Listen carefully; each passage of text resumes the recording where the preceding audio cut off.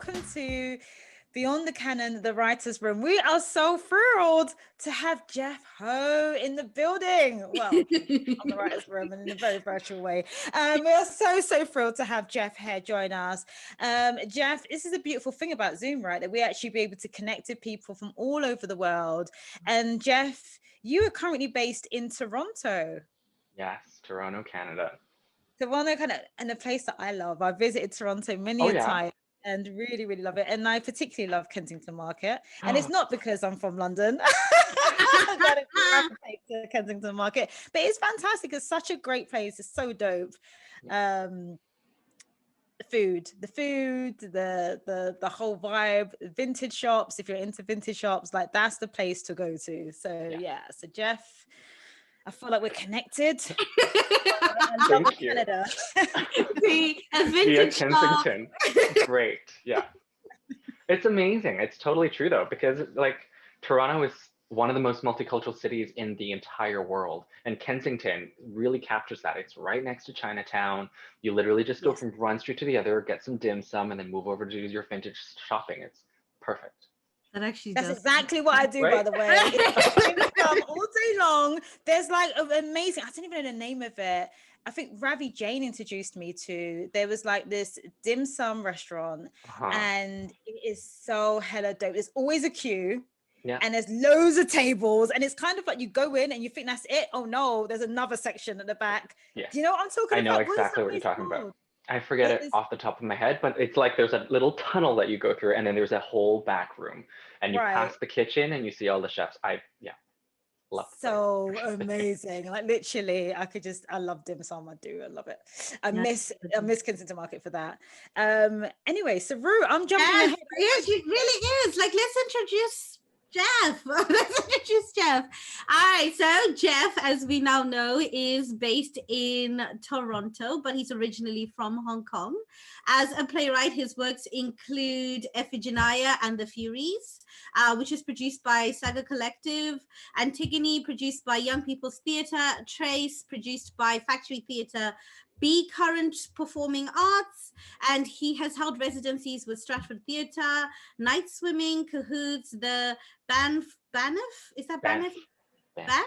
Banff. Oh, nice. Playwrights Lab, Factory Theatre, and is the current Bulmash-Siegel Playwrights in residence at the Tarragon Theatre. His works are published by Playwrights Canada Press, who we absolutely love. Jeff is grateful to have been honoured with a Toronto Theatre Critics Award for Best New Canadian Play for Iphigenia, nominated. I just call her Effie. Effie, thank you. Yes, Effie. Thank you, Jeff. Nominated for 3 Dora Awards and twice for performance, Prince Hamlet and Hana Suitcase, and once as a playwright for Effie, Harrods Award, House of Nadia Ross, and he is a graduate of the National Theatre School of Canada. Yes. Let's just give it up for Jeff, man. Let's just give it up for Jeff. Like. Jeff, I absolutely, I die when I have to do the introductions, only because all our guests are so boss that they always come with like CVs and CVs and CVs worth of things. And there's me going, why must I read all of these amazing accolades? But welcome. Thank you for being here. Thank you for having me. Thank you so much. Yeah, Jeff, I want to just jump straight in because Jeff, right. So let's talk about Hong Kong. And let's talk about like our connections to our motherland, wherever our motherland may be, and how that influences the work that you write, and also just in terms of what does that mean to you living as someone who lives in Toronto, Canada? It's really fraught. I mean, like the politics in Hong Kong right now really guides a lot of my identification of home. Do I still identify with Hong Kong as home, knowing that in, what was supposed to be 30, 40 years time, and now only in a year or two, it's going back to Chinese rule and this sort of authoritarian government. So I feel danger in even wanting to go home these days, because in my plays, I've written about it. In my Antigone, I adapted the Greek classic so that it was based in the umbrella protests in 2016 when I went back to Hong Kong last during the protests. and Tiananmen Square. And so I write the politics in the play. And when I go out for publicity, for press, for radio, I've had folks tell me, like, be careful of what you say. Even on this Zoom recording, I'm like, do I watch what I say? Like, what, anyway, paranoia aside, it's a real sense of danger. Yeah. Identifying with being from Hong Kong right now and or trying to speak up against certain things. So it's fraught in that present moment, but it's also memories of beauty, memories of growing up with my family. It's the land of my language. I speak Cantonese as a mother tongue. I still count in Cantonese whenever I have to count because it's just so much faster. It's a very efficient language and it's tonal. So an example I always give is like, guai is turtle, guai is ghost. And they sound so similar, but just because of the tonality, it's an entirely different word. And so that sense of music makes it into a lot of my plays. English is a really boring language. Yeah, there's syllables. Yeah, there's iambic pentameter, but musically, it doesn't compare. And so I try to embrace that music of my mother tongue and in trace, but very overtly, it's a very much a fabric of the language. And yeah, I grew up there. My family raised me there. A lot of my family still lives in Hong Kong. So it's a place where it feels like home. And I think we can all connect in terms of food being a huge identifier of home. And so whenever I feel a little homesick, I just whip up some Hong Kong milk tea or, dim sum as we were just talking about. But Hong Kong influences me greatly, just in terms as an artist and as a human being. And I hope for its prosperity and peace.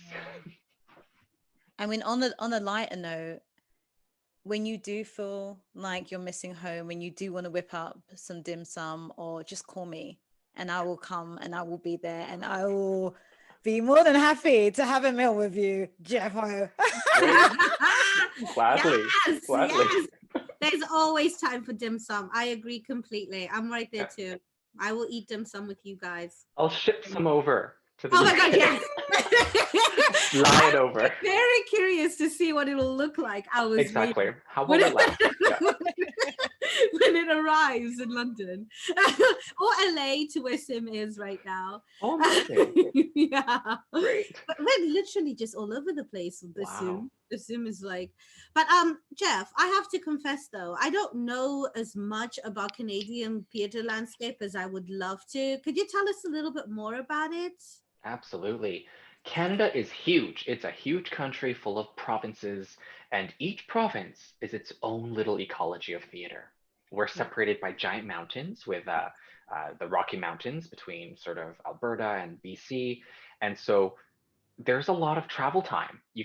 To be a national artist means you have to fly 5 hours one way, fly 5 hours back, or Zoom in this present world. But each ecology has its own sort of love and or experimentation, its own sort of hierarchy, of course. But in Toronto specifically, it's a very new play development driven city, in my opinion. There's of course still physical theater, devised work, circus. There's musicals, of course, but there's more sort of theaters devoted to new Canadian plays and to new Canadian playwrights in Toronto than in every other province in the country. And so it's fantastic. And then over in Vancouver, they have a great love for experimental conceptual work. They have great schools there for that too. And so you really see how that ecology bubbles up and creates some of the most technologically advanced or just abstract pieces of theater, hybrid performance art things. It's wild. Yeah. Oh my God, I have never wanted to go to Canada more. Really open my eyes, and also like the festivals that I have there. Exactly. And I think that there are loads of festivals, especially with the Indigenous communities as well. So like Native Earth and just other.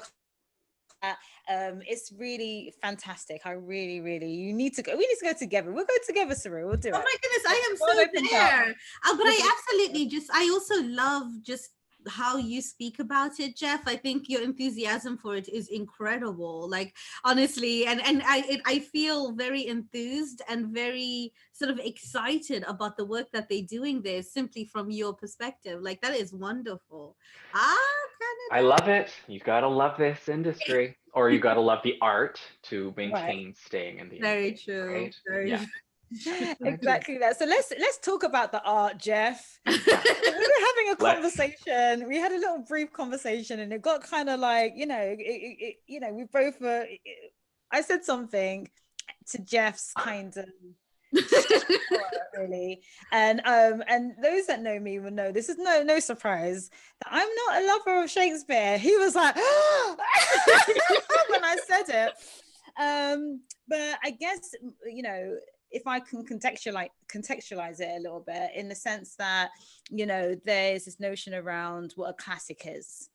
And so you've done a lot of adaptations, and I guess it would be really great for you to speak on, through the eyes and the lens of someone who is from the POC community, commissioned, and actually been commissioned several times, and you are probably going to be commissioned over and over again. So I don't need to watch what you say, because I want you to be honest about this. Yeah. Oh, absolutely honest. You know, yeah. How is that process? How do you, because obviously this is, you know, these are organizations that are basically headhunting you now, you know, to adapt these sort of white, you know, these plays that are from a very kind of specific perspective by specific writers, right, that are predominantly white dead males. So can you just sort of talk to that experience, and talk to how do you, if there is a wrestling that happens, but how do you wrestle with the idea of course, you know, when you're talking about Antigone, being able to kind of put your own stamp on something, and being able to sort of reimagine what that world is, and who lives in that world, but essentially it's still of the framing that's been shaped by sort of from a very much a white perspective. Absolutely. It's a wrestling match always. And it's a similar match to when you act classics as a person from the POC community. At the National Theatre School, we did like Shakespeare every single year. We were trained to go into Stratford, one of our biggest theatres in Ontario, in Canada, period. And they do Shakespeare, period. They're called the Stratford Festival. We were trained to regurgitate Shaw or Stratford or Ibsen or Chekhov like fluently. I worked on more British accents or Eurocentric accents than Chinese accents that actually would have made me more employable in the industry. And it's a similar wrestling match. Am I playing a white person? Am I showing who I am as a Chinese queer man through this person, through this character? And it's always in collaboration with a director or with a team. But as a playwright, there's more of an authority to just take these words and with full permission, because they're, you know, they're dead, and there's a respect to the words and the beauty that they've written, but also there's a liberty and a mischief that I love to enter these plays with. Antigone was my first adaptation. I was 24. I was very young. So I was very line by line with the idea of reframing it into a Chinese context. But for me nowadays, whenever I start an adaptation, it always starts with why again?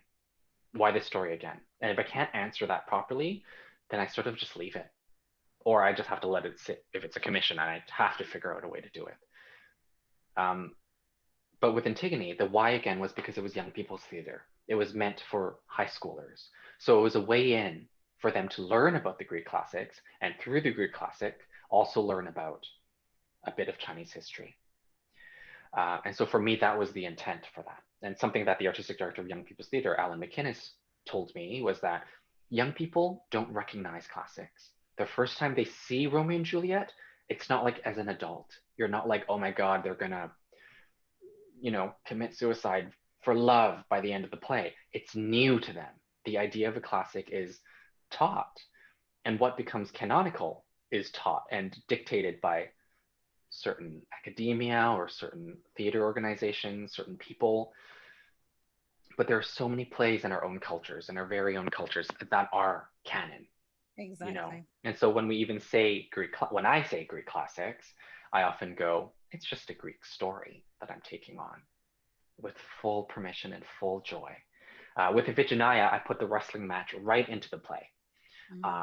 I performed the play as if it was a sitcom, and about halfway through the play, I broke it. I changed the direction of the play entirely, and the chorus, instead of being a submissive chorus like in the original, she completely resists and refuses to aid Orestes and Iphigenia, the lead protagonists in the story, on their mission for vengeance. And in this struggle, I break open sort of colonial struggles that have been talked about, and very necessary and urgent discussions around indigeneity in our country. And I just have this chorus by the end of the play saying over and over and over and over in my stage directions, I say, for as inhumanly possible to maintain. And this chorus just says over and over and over and over around these struggles, around these stories being told over and over again, around the need for justice over and over again. And so I put that exact tension into the script, and that was a first for me, and that felt like a continuing exploration as I go into further adaptations.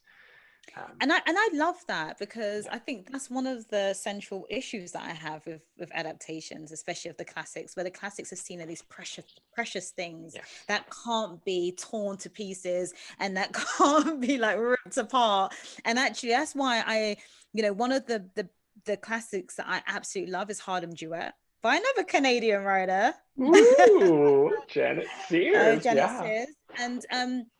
And I love it because it's completely reimagined. It's saying, well, yeah, you may know of Othello, but do you know this story? And I love that. I love the fact that the writer she's given herself, and it sounds like you did exactly the same thing, that artistic license to really tell the story and make a statement that doesn't already exist in the original text. Exactly. And to answer why again? Like, why tackle this again? There's enough adaptations and translations of these plays. Why add another one?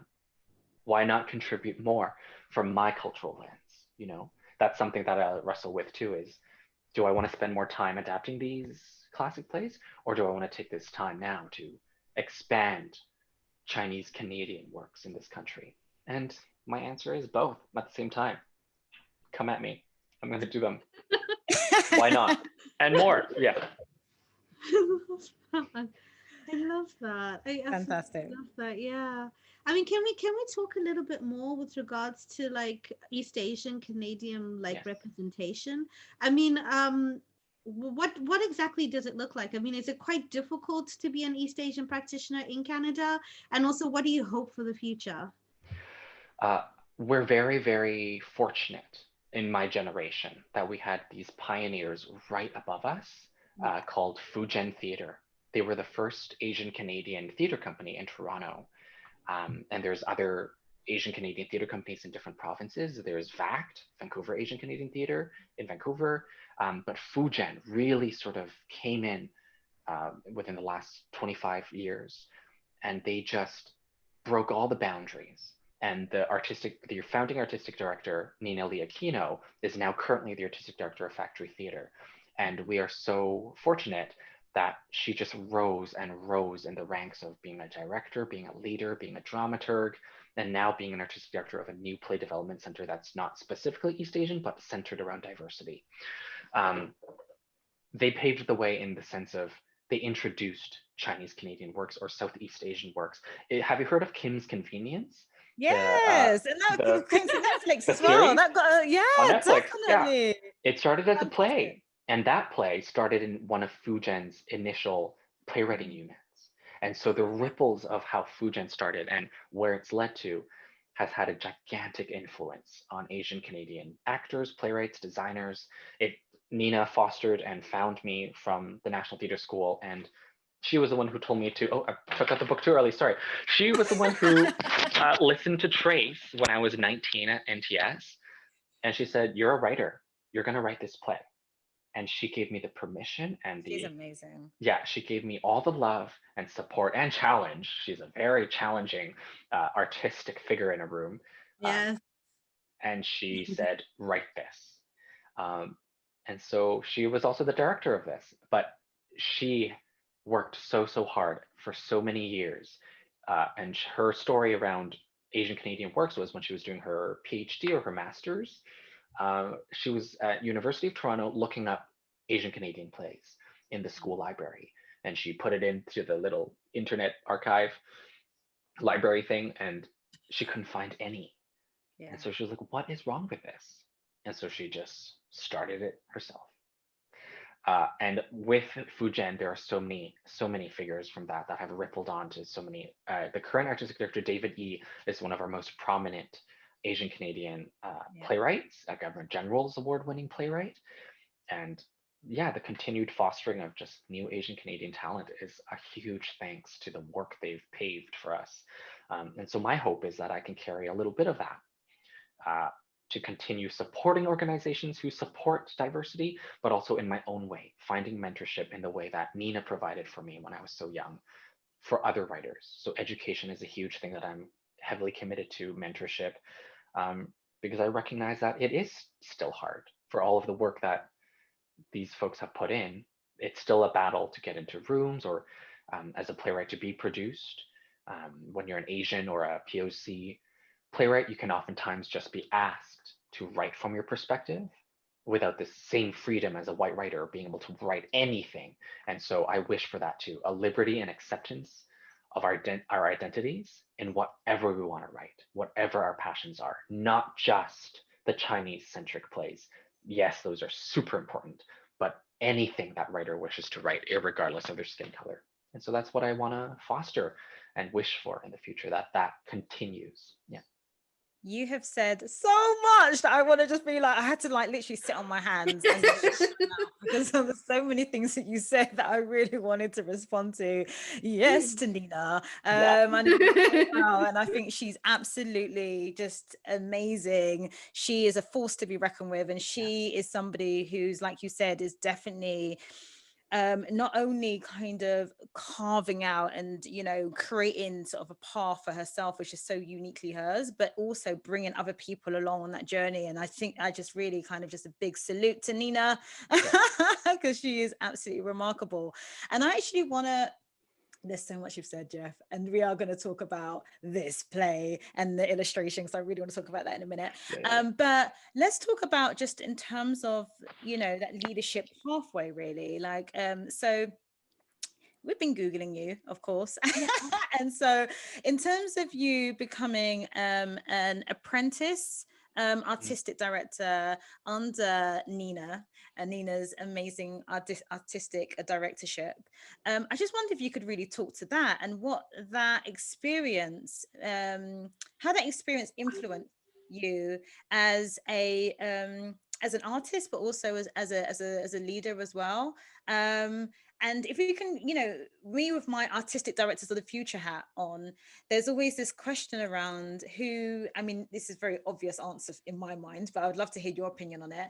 But who should be an artistic director of arts organizations, and really kind of really speaking to artistic director playwrights. So I think of those who, you know, who already have that experience from that authorship sort of aspects of the arts, like, and for you to just talk about what that experience did that experience make you want to be an artistic director in the future, or, you know, what was your perspective on it once you sort of were seated in that position? It was a huge learning opportunity, just the fact that I got to shadow Nina and her ridiculous work schedule. This woman doesn't stop working. And it was very inspiring to see the artists and the talent that walked through Factory and to be able to engage with them either just on contract levels or sometimes being in the room in workshops. And for me, it really focused my own intentions around leadership.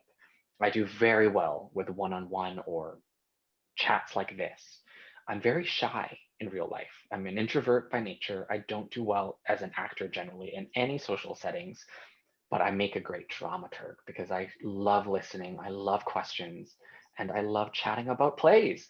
And that apprentice artistic directorship veered me towards learning that dramaturgy is another hat that I can don on, that I have a great love for, and a skill set that matched what a dramaturg demands. And so an artistic director feels like it holds so much capacity. And my whole love right now is in supporting new plays and new writers or other writers. And so I'm currently the company dramaturg at another theater company called Outside the March in Toronto. They're an immersive theater company where we do site-specific work or just it works in places not in a theater, in a venue. And so through that, I've been able to work with like a roster of writers and intake and also reach out to POC communities to learn about new talents. And a lot of that reaching out and a lot of that protocol of how to work with new writers, I've learned from my time with Nina. In terms of who I wish to see as an artistic director in the future, Luke Reese. I'm just going to say this name. I'm sure nobody knows who he is. Do you know Luke? Okay. Yeah, Luke. He just got a position at, is it Soul Pepper? At Soul Pepper, yes. He just got announced as the Associate Artistic Director of Soul Pepper, so he's already well on his way. He's there. He's already He's there. But he is definitely one of the most enthusiastic, talented, generous producers, writers, artists, leaders in our community right now. We're so fortunate to have him, and I can't wait for him to be at the helm of a theater company. It's just going to be time. It's going to be time. There's like a no question. He's going to get there. He's going to get there. When we, the celebration that happened in my home when we saw the news, we were like, Luke, fantastic, brilliant choice, brilliant timing, brilliant. He's going to just add so much. I mean, he already is ready. He's so ready. He was so ready for that position, Yeah. So happy you mentioned his name. Oh, I'm so glad you know him. I was just saying his name in the void, hoping other people. If you don't know Luke Reese, look him up. That's right. That's right. I second that for sure. Yeah. Yeah. Did I answer all your questions? I think I did. You did. I think you did. You really did. And you actually answered another question that I had, which was really around how you've potentially diversified your career as a writer, and you sort of spoke about dramaturgy, and actually that's such a great point, because we did a talk on Instagram Live just recently, and then we had a few people come up, and one person in particular was talking about being a ghostwriter, and we was like, that's so interesting. It sparked a whole conversation about what it means to be a ghostwriter. But I think it's really important to hear from people talking about how they've diversified their writing careers. So thank you for that.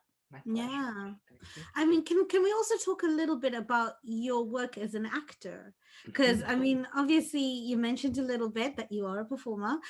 Do you find that it is, do you find that it's easier, or is it like a different kind of set of challenges being an East Asian art like performer in Canada than being a playwright and a dramaturg and gosh, all the other wonderful things that you are? Because of the pandemic, I think I've worn the performer hat the least this year. So I'm sort of least in touch with that realm within myself. But I identify equally in the past and hopefully post-pandemic as a performer. I have a very bizarre acting career. And I think that greatly informs my writing and my other artist hats. I do TV, of course, but in theater in 2019, 2020, I had an entire year of performing female characters, an entire year of work, both in Trace, which is my own play, but also in Ravi Jain's Prince Hamlet, where I played Ophelia, and we toured for like 4 months, 4 months. And so that entire year, I was embodying and performing gender as a question. And I recognize that as a very unconventional career path as an actor. There have been patterns all through my acting career that I feel like I've learned the mantra path of least resistance for. The things I really wished for in TV and film did not pan out, and I would be crushed, of course. But the things that just sort of happened because of connections or because of an audition from 5 months ago into a different opportunity, a conversation about my plays. Antigone was commissioned because I was an actor at Young People's Theatre. So they knew me, we talked about plays. And so they've always fed each other. They've always cross-pollinated. And my questions around performing gender in 2021 comes from my time as performing gender in 2019-2020. What does it mean to be a man, hetero, queer, sure, but hetero man playing women? What does that mean? Yeah. I love that. I love that. I think that there's we haven't had anyone on here, Jeff, to say that. So this is why we love these conversations so much, because they open up so much dialogue. And they also, everyone will know I love provocations, and I think there's so much, provocation. There's so many conversations that we can have with ourselves when it comes to choices that we make or choices that we don't make, we stay away from. So I think that there's a really thank you so much for that, because I think that there will be people listening that will go, actually, what is my bandwidth, and what work can I do? What am I saying yes to? What am I saying no to? And I think that there's a really, really great opportunity really to evaluate, just in terms of your own aspirations and your trajectory, and also to look back and notice those patterns as well. Like, I don't think we always do that. So it's fantastic to have that insight, I really want to talk to you about, actually, let's talk about this play. Let's talk about this. I love the fact you're like, oh no, too soon. I know, I'm like, I was saying to Jeff that how much I love this illustration in the front. I love it. I think it's so dope. I think it has to be one of my favorite, actually, book covers. And maybe because I'm trying to figure out what my next book cover will look like. So I'm like literally just like, how did you get this? How did this come about, Jeff? Please enlighten us, because this is so, I don't know if you can see it, guys, it's so amazing. And it's also, like, before Jeff talks, I also want to add that it is part of our giveaways. We are giving away this gorgeous, wonderful covered play. So please definitely check out our sites at Beyond the Canon for more information on how you could have your own copy of that beautiful, beautiful, wonderful piece of work. Thank you. It was through my publisher. We had a wonderful conversation about what do you want on the cover, and I mentioned all the themes of the play that I felt were central that had to make it onto the cover. Cigarettes, so Hong Kong, so my great grandma. Mahjong, so of the play.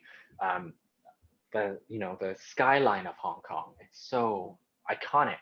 And the piano, which is such a central part of it's the entire concept of the play, is that the play is performed with two pianos and a solo performer. So you see the piano right there. And so I put those images out in the world, and we went on this deep search for illustrators across the country and beyond.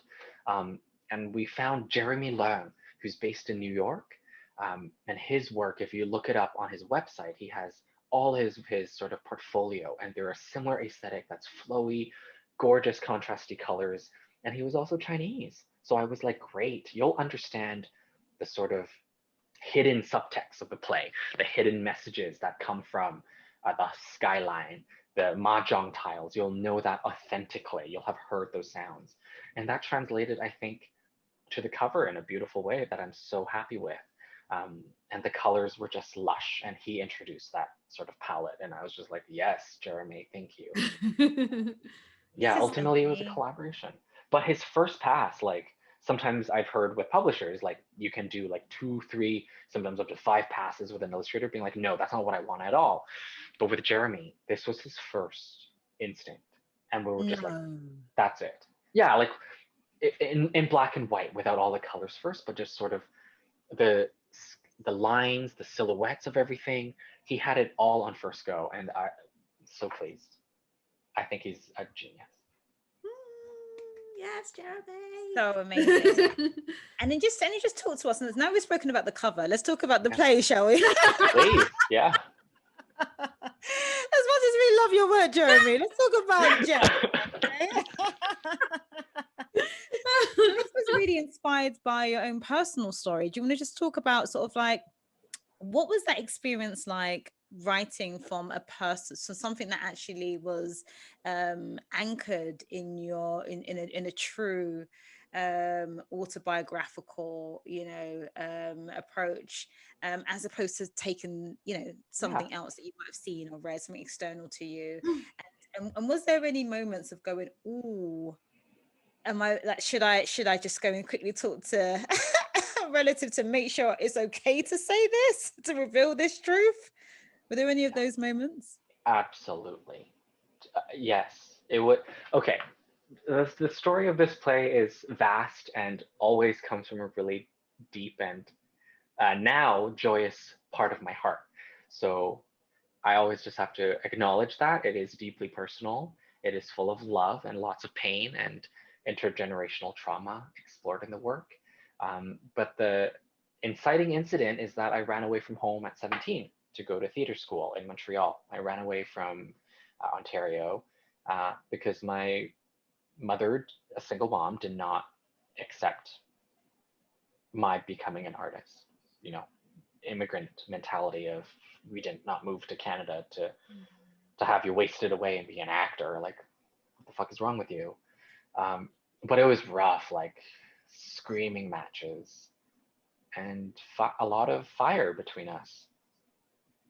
But that same strength that my mother had around being such a fiery single immigrant mother with 2 sons, learning English in Canada to survive, was the same ferocity actually she instilled in me to be able to run away from home, to pursue what I deeply knew and believed to be the thing I needed to do. And so I did. I ran away. My favorite story is when I got into the National Theatre School, my mother did not know. I sat her down. I said, I have a PowerPoint presentation for you, mother. You're not allowed to speak until I'm done. And then I said, I got into the National Theatre School. And she goes, how? It's just my favorite because it just captures our relationship perfectly. Anyway, Right. I started writing the piece at school during a solo show project.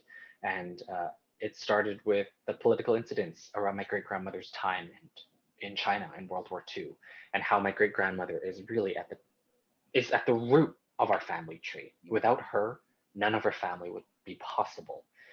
And similarly, she was a single mother, lost her husband during World War II, took her 2 sons to Hong Kong, and just survived. And that sort of ferocity of lionesses in my family tree is instilled in me in some way, and I'm only possible because of my ancestors. And so this play is a love letter to them. It's also a challenge to them about what are the ways we stick to tradition that have allowed us to survive, but have also become points of contention. You know, you love your children so hard that you don't give them freedom. That's something that Chinese communities grapple a lot with. How do we unlearn that, you know? And so writing this play was the beginning of falling in love again with my family and with my mother. There were a lot of interviews where she didn't quite understand what I was doing, but we could sit down and not talk about what she felt was wrong about me or what I felt was wrong about her parenting, and just talk about, Mom, what was your childhood like? What are your memories of your grandma? What are your memories of being in Hong Kong? And she would show me photographs. She would show me newspaper clippings, and she just shared so much of her childhood that this play became a capture of all of those memories that my mom shared and my grandmother shared. And so there's, of course, theater in it. It's not 100% word for word autobiographical, but certainly the stories and the conceit around of the tension, the core tension of parents and children comes from that really deeply personal place. I could go on forever. I'll just stop myself. No, I love this, and I love that, like how we use art to bridge, you know, to create those connections, those deeper connections with family, because it is so that that generational, you know, experience is just so different. And actually, you're right how fractured it can become because of that lack of understanding of each other, and in terms of, you know, the upbringing and the trauma as well that is generational. But I think that's such a beautiful thing, and actually I think that's so lovely when, you know, we get this, but what you get is an archive, a family archive really, of letters and video interviews, and and that's something that would just stay in your personal archive forever. No one needs to see that. That's for you, and that's a gift to yourself. And I think that as much as that's a love letter to to the world, to your family, to yourself, I think there's something really beautiful about still having that. And naturally, I think a lot more of us should do that, just as an exercise, just to exercise, get to know our family, especially those who we have had a disconnection with. I think it's really, really important. So thank you so much. What a journey you've been on. We just remounted it at the National Arts Center last fall, or 2 falls ago now. And my baby niece was born by that time. She was 5 months old, and it was in Ottawa at the National Arts Center, and my family actually came for the remount. They saw the premiere production at Factory, and that was a moment of deep understanding between my mother and I. And but there in the book, I was able to write a little dedication for my niece, because one day she'll be old enough to read it, and this will be an archive for her too, and for the future generations to come. That's right. Yeah. And what was your family's response, just out of interest, when they saw? Oh my goodness, so Chinese. The first thing they said was, "You're pronouncing the mahjong wrong. You're pronouncing the moves of the game wrong." That was their first thing they said. But then after that, my mother took me aside and said, "I understood what the point of the music was in the play." And so I didn't explain the concept, but as the actor, I perform all the female characters in the play: my great-grandmother, my mother, and my grandmother. The 2 pianos that I'm joined on stage portray 2 different timelines, and they speak for all of the men in the play. And so I would be doing a scene, and in response, you would just be hearing music, either classical Chinese music or classical European music when we're in Canada. But it was basically a duet between myself and pianos. Lots of scenes where I'm playing the piano behind my back and acting out front. But every single piece of music that I chose for this play was a piece of music that my mother loved when I was practicing as a teenager at home. Oh, wow. And so she was like, "I think that was just for me." When she watched it, she's saying, "I think that's just for me. I understood the meaning of those songs." And that's all she said. Oh God, you're gonna make me cry, Jen. I feel really emotional hearing this. This is so. I don't even know. Like I feel like so motivated. Like I want to like have a conversation with my mom. I'm feeling definitely that.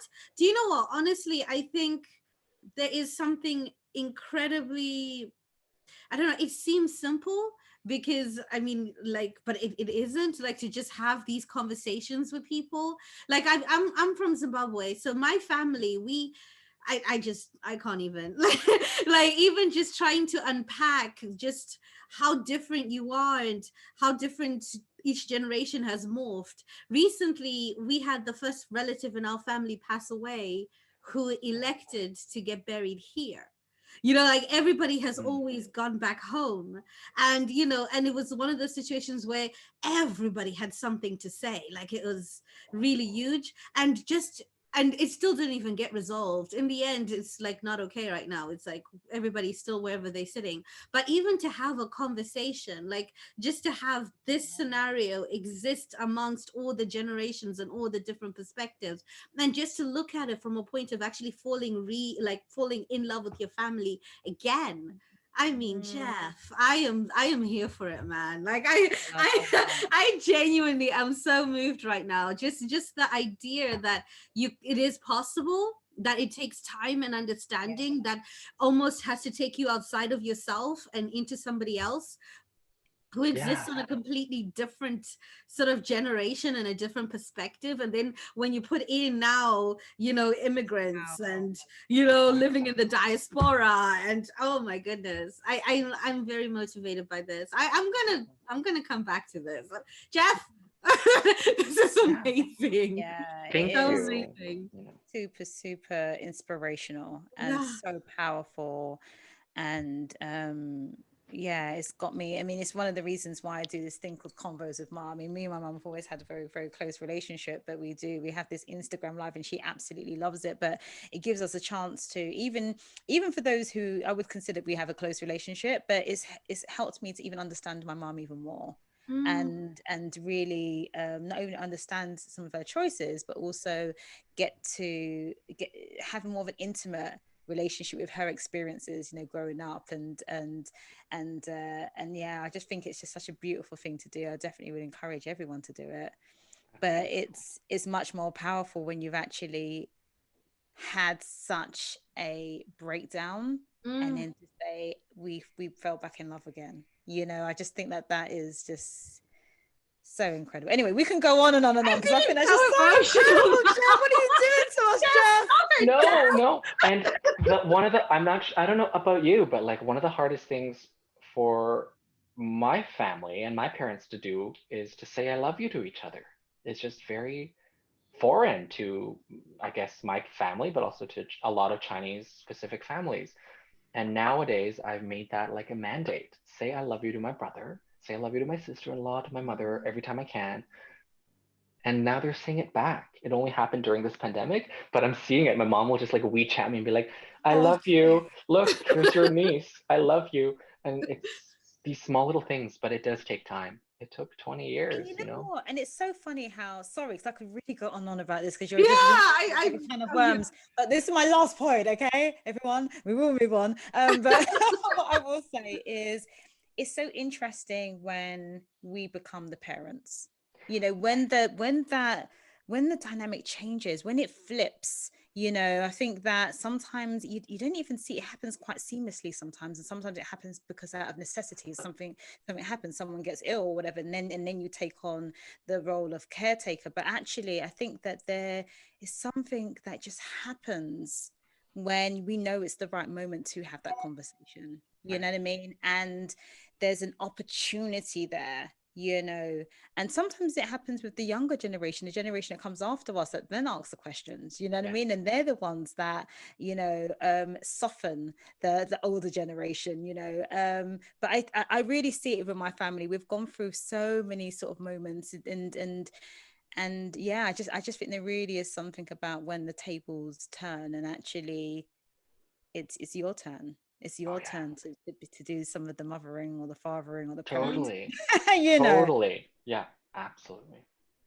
Wow. Thank you for Thank listening. you. Thank you so much for actually giving us like, you know, I am actually feeling incredibly hopeful. Sometimes I worry about like my nieces, you know, to say, you know, who are they going to be and how are they going to be, and are they going to be something that is so far removed from what I am, you know, and you know, and also how will we still connect and still have very kind of deep roots to where we come from, and you know, how would they pass it on? And I almost feel, and I don't know if this is like crazy or whatever, but I actually almost feel afraid that, you know, the sort of home will become such a loose concept that as we kind of go on, but then these conversations kind of makes me realize that, you know what, we'll be okay, we're going to be fine, you know. And like I think it is just about still having the capacity to have those conversations, to fall in love with your family, to just really take the time to celebrate all that makes you you as a unit.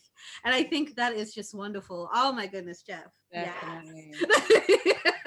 Well, where do we go from here, Saru? Because I don't even know. I don't even just know. done to us all. I mean, actually, I do. Before we move on, because we are going to go into your plays, Jeff.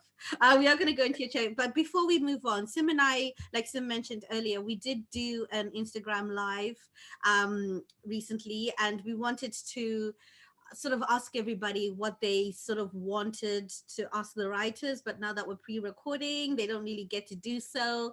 But one of the things that did come up was new writers, and we kind of wanted to just sort of honor them a little bit and see if you had any advice, any practical, useful advice that they can take on moving forward. There's so much. Good. It's a really hard question. Like, it's one that I feel like I grapple with a lot, but it is so artist specific. In that every single writer that I work with, it's about like kind of like dating them. It's kind of about learning what makes them joyous, what makes them angry, what really inspires them, and what works for them. So it's really hard to give general advice, I find. So I guess that is part of the advice, is find specifically what really works for you. Is it, writing only 2 hours at a time and then stopping for the day and go editing at night? Is it writing for 8 hours straight, unfiltered? Is it making a fucking work plan and then following it to the T? It works differently for everybody. And it takes trial and error. So don't be afraid to try wacky exercises or experiments that you see online or in podcasts, or don't even listen to me if it's not working for you.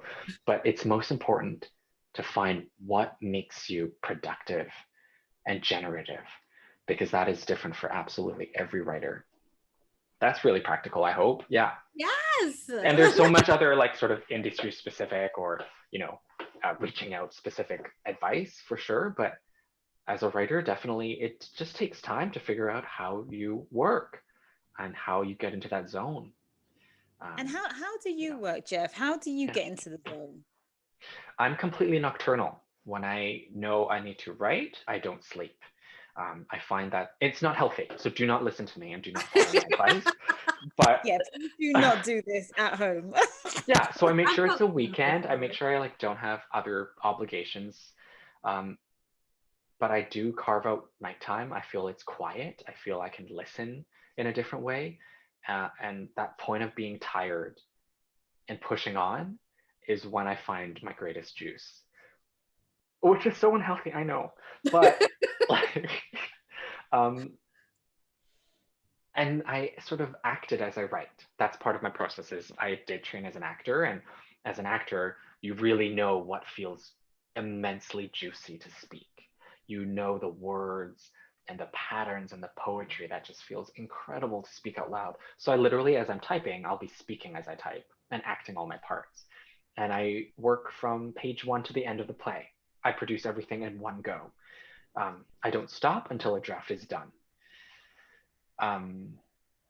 Yeah. And after I'm done that first draft, I sit down with my partner and I do a solo show version of it. Even if it's 8 characters, I'll just read all the parts and just edit as I read. Again, for fluency in my mouth. That's sort of it. And how I get into the zone, I feel I just do it. I think we have a lot of blocks. I can get distracted by social media, by Twitter, by the news, by food, by my cat. But it's really just the instant I sit down and have my blank Word document and the impulse, I go. Love it. Love it. Thank you so much for sharing that. Thank you for sharing. And I think that I hope we're not just getting a bit of a pattern here. Like we literally just interviewed Nambi before you, Nambi Kelly before you, and she was talking about her cat and her cat, and then now you're talking about your cats. Look, cats are, the best distraction in this pandemic. Right. But they're also the worst distraction when you have to work, because and for Zoom, I'm surprised my cat hasn't tried to like jump on my screen. They will know when you have a Zoom meeting, and they will know to be there. Yeah. They will make an appearance, right? Well, it's not too late. We've still got a little bit more time, so maybe we'll see the cat at some point. I'm going to move us on to sort of the stage that we love, and actually, loads of people love this section of the writers' room, where we actually ask our writers to share 3 plays that they wish that they would have read before they entered the professional industry. And it's our way to sort of pass the baton on. It's our way to sort of pay homage to those writers who have definitely left a mark or made an impression on us. And actually, I couldn't be more excited to hear from you, Jeff. Yes. What are the 3 plays that you've selected? The first play I selected was Random by Debbie Tucker Green. Yes. Gosh, anything Debbie Tucker Green is just magic to me. The sheer poetry in the simplest way, and in such a tense and like compact language I just marvel at her playwriting. I really love Debbie Tucker Green's work, and I wish I had read it before school, because then I would have been introduced to some really fantastic international writers that we never got the chance to study during school, and I would have asked for more chances to learn beyond Canadian or American or British white works, and to ask to learn those things. So that's why I chose random. Or any of Debbie Tucker Green's. Generations is one that I thought of as we were having a conversation about generations. The second play is Scorched by Wajdi Mouawad. Gosh, that's a classic. It's a Canadian classic, but it's just a straight up gorgeous. How do you even describe Scorched? It is the most loving, painful, traumatic, but celebratory play in one about intergenerational families, about a deep, deep taboo at the root of it, and the search of two siblings towards understanding and clarity after their mothers passed away. And that takes them back home to Lebanon. And it's just beautiful. Scorched by Wajdi Mouawad. Please read it. It's gorgeous. And the third play was M. Butterfly by David Henry Hwang. And this one is a really selfish choice because the character Song Li Ling in that play is probably my dream role. It's the play is about a real life incident of a Chinese spy who was a male person, but impersonated a female body for like 20 years with this French diplomat, and was a woman in disguise to be a spy for the Chinese government. And the play is about that incident, while also subverting the opera of Madame Butterfly, the Puccini opera. So subverting all those gender expectations, the exoticism, the Orientalism in that opera, and recapturing that and making this wonderful character. Yeah, it's a selfish choice. It's just because it's the part that I so wish I can perform. It's a great choice. Look, all three of those, I just highly recommend. Read them, buy them now, along with Just Play, okay? But yeah, fantastic. Thank you so much. That's so amazing, and I'm sure that people will go now and invest, and that's what we want. We want people to invest in our writers, invest in our work, put them on, perform monologues for them, give them as gifts to people who that are in the profession, so they can build up their home libraries. And of course, you can enter our competition and see if you can just win a few, really, to be honest with you. So there you go. But we're going to just end with what we call our lightning round. Okay. Oh, and this is something, so you got to be ready now. So now, Jeff, we've been really generous with you. Like, you've been able to just, go into length in terms of your answers and stuff like that. But this time round, we're going to limit you. So therefore, you only can answer the following questions as one-word answers, at the very most one sentence. And that is it. No paragraphs, please. No paragraphs, please, Jeff. I'll try. I'll do it. I'll do it. It needs to be fast as well. You can't think for 6 minutes straight. So you gotta respond 10 seconds. You have 10 seconds to answer each of these, okay? All right, so you ready? Are you ready, Jeff? Yeah. Look, he's got his game face on. He's ready. He's so ready. Okay, question number 1, Jeff. What would you like, or what do you like to do when you are not writing? Cooking. See. I choose cooking. Okay. Cooking. Okay, cool. Hong Kong or Toronto? Oh, complicated. Toronto. If you could tell your younger self something, what would it be? Calm the fuck down. What character in any of your plays, or any plays that you love? You've answered this question already, but let's use it your plays. Okay. What character in any of your plays do you relate to the most, and why? Antigone and Antigone. What is the best money you ever spent as a writer?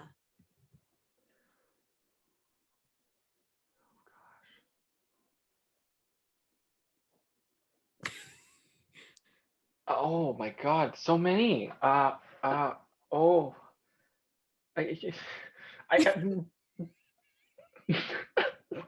I can't answer this one. Okay, new laptop. I don't know.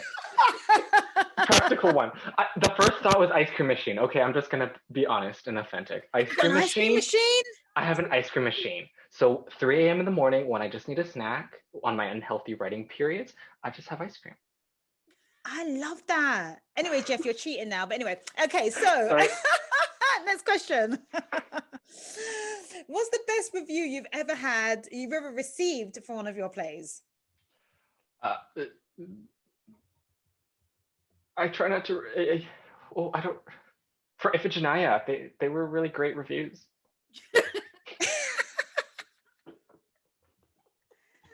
Was I supposed to say something they said? I don't know. Yeah, like a line. What's the best line then? That's okay. Okay, then it's not about my play. It's about me. My very first role professionally as an actor. Discreet revelation. Ooh, that's actually. I like that. I'm gonna own that. Yeah.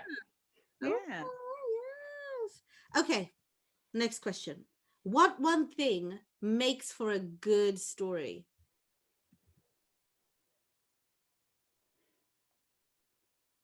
Misunderstanding. Oh, nice answer. Okay. If you could choose a writer to co-write with on the project, who would you choose? Yael Farber. I like that there was no hesitation. No hesitation, just like that. I love that. Okay, and name 2 of the greatest East Asian playwrights of all time, according to Jeff Ho. Definitely David Henry Hwang and Jin Young Lee. And last but not least, classics or contemporary plays? Contemporary plays. Woo-hoo! I'm a fan of you even more now, Jeff. Easy. Look, thank you so much. This has been so much fun. I hope you've enjoyed it too, Jeff. So thank you. We would love to have you back at, a little later down. Hopefully we'll be able to come to Toronto and do this live. That would be absolutely amazing. And be in the same space when it's safe, of course. You know what I mean? But be in the same space and do this. But thank you so much just for your insight, your knowledge, your advice that you've given. It's just been absolutely incredible.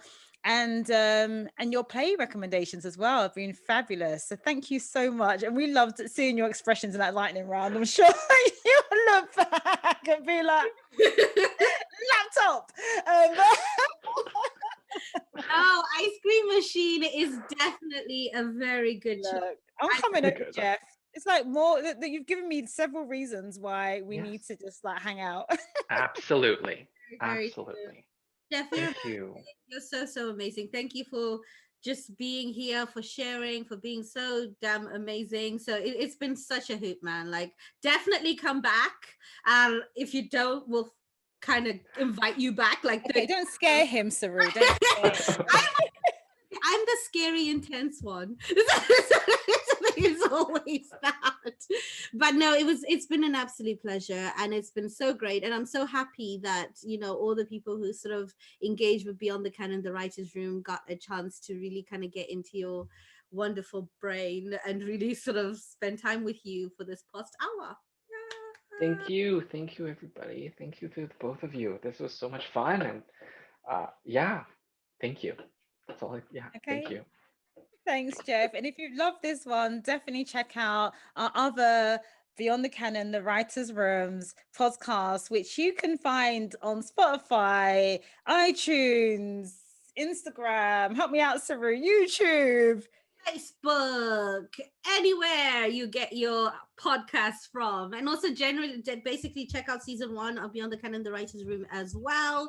And also for more information on our Playtext giveaway, on all our guests, everything, just check out our socials at Beyond the Canon, and obviously www.beyondthecanon.com for all that you need to know about Beyond the Canon. All right. Okay, so bye from us. Take care. Bye.